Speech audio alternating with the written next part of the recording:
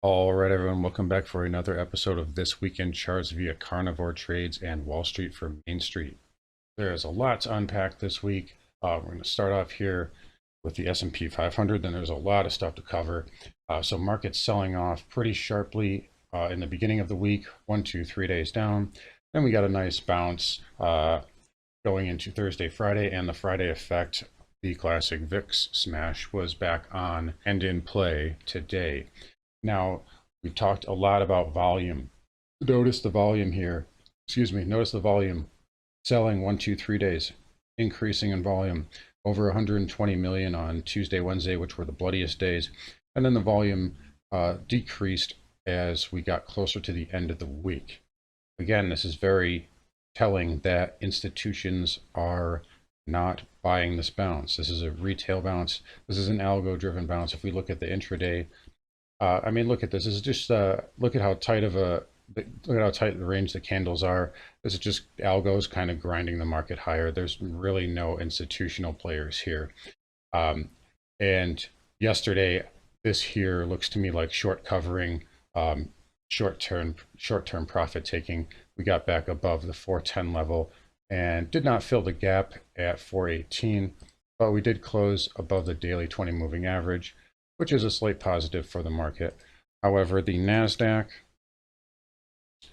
much weaker, came off of the double top. Again, we talked about this bullish pattern last week that failed, and it has moved lower now. NASDAQ looking a lot weaker. Russell getting a nice bounce today too, but also in a weaker technical position.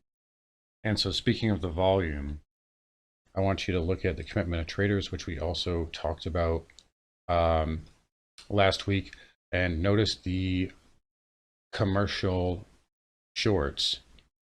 Again, another 2,100 contracts, just 200 contracts long, and retail actually went more short, which is generally not what we see, but we want to see, or rather what I'm trying to say is generally when we have commercials going short, we see retails going long and vice versa.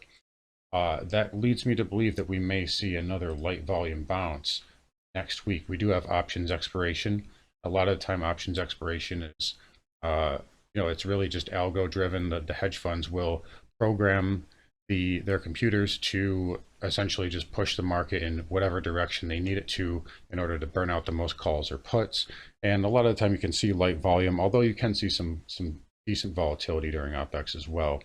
So we could see another week of maybe some upside, light volume upside, and to get those commercial, the non-reportable, the retail shorts out of the market and make them flip long while the institutions sell into that. That's just something to keep an eye on there. Moving on here, I would like to talk about, we're going to talk about the copper gold ratio here. So Jason posted this in the Facebook group earlier. So we've got a chart here of the gold copper ratio less the 2-year moving average. So it's not showing the exact historical spikes because it's weighted out to remove, just to make the chart a little bit easier to read. But anyway, you see the complacency when you get through this zone here. That's generally a complacency area. And when you get through here, it's fear. So you have fear. You had the pandemic spike. You had, I think this was like a repo in 2016 or 2018. Obviously, you had the 2008 fear. And now we're at extreme complacency, and we've seen the chart of copper go parabolic. We talked last week about the lumber to gold ratio. Lumber to gold ratio came back down again this week. So these indicators of risk on versus risk off are starting to flash some warning signs. So we're seeing gold get really cheap, and gold is inching up. But if we start to see some of these commodities, the high inflation commodities like wheat, these high runners, corn's pulled back a little bit. Oil stalled out a little bit, although I think oil can go higher from here. We see these commodities, copper, of course, lumber, come in, and we see gold start to inch up and continue to inch up. That's market's way of telling you, hey, there's risk off on the horizon here. And speaking of risk on, risk off, a perfect segue into that. I posted this chart here of the home builders. I just tweeted this out a few minutes ago, actually. So looking at the home builders here, XHB, obviously in a massive uptrend, huge parabolic move, but look what it did this week on the weekly chart. And if you know your candlestick patterns, you know that this is, in my opinion, probably the most bearish candle that you can possibly put in. This is called an engulfing candle. So you have the body of the previous week and you gapped up above that, and the body of this candle fully engulfs both the wick and the high and the low of the previous candle. And we had a nice increase in volume. Notice how the volume was dipping off here. So you have increasing price, it's going parabolic, decreasing volume, and then a high volume reversal on the week. This is a powerful reversal, especially when you see it on the larger time frames like the weekly chart.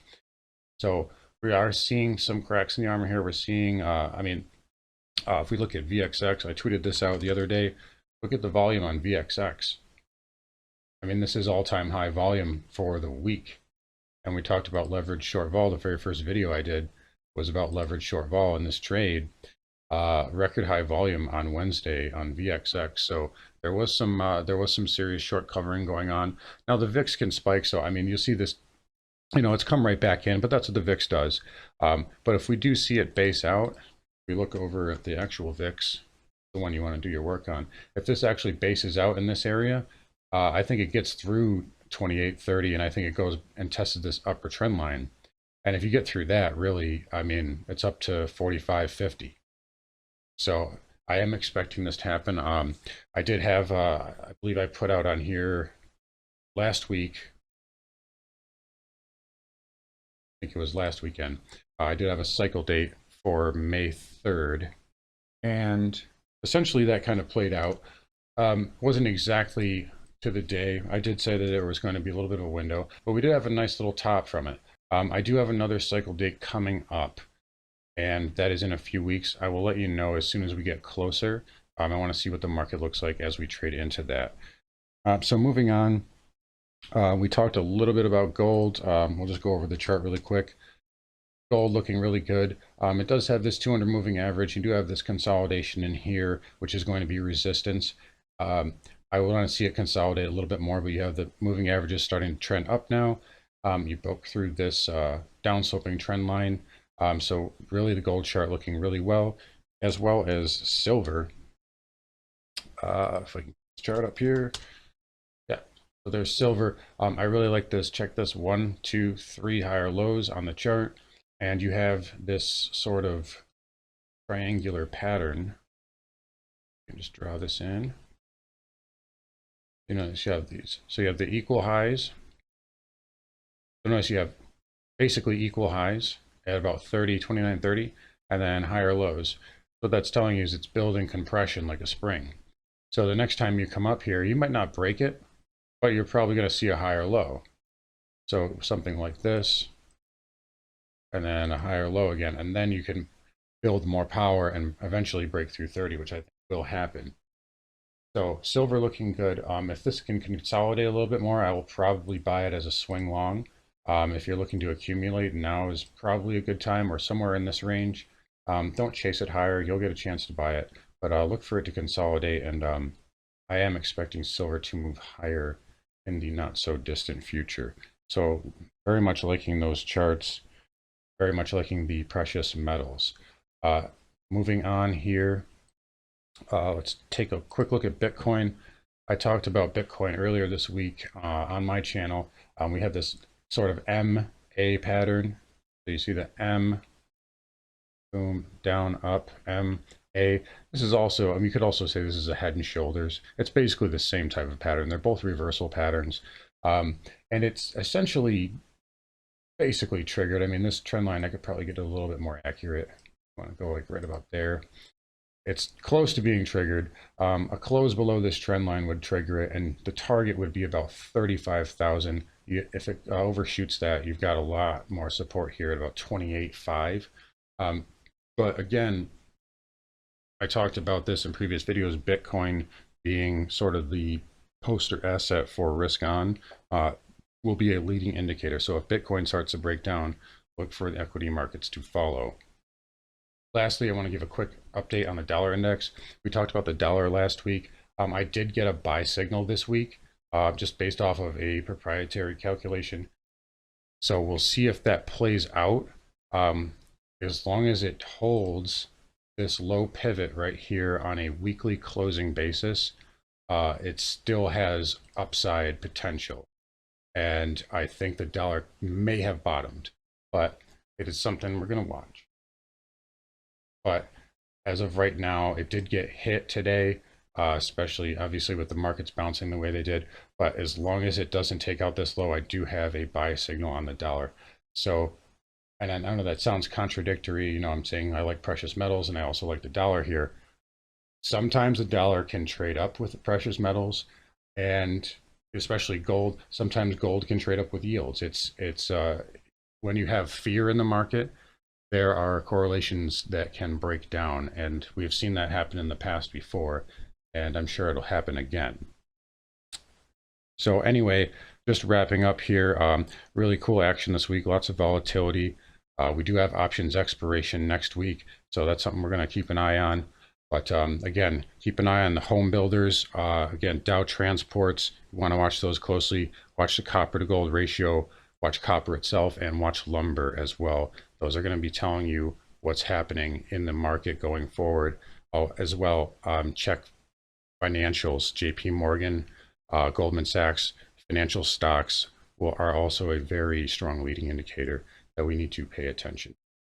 All right, guys, take care. Have a great week trading, and we'll see you next week on the charts.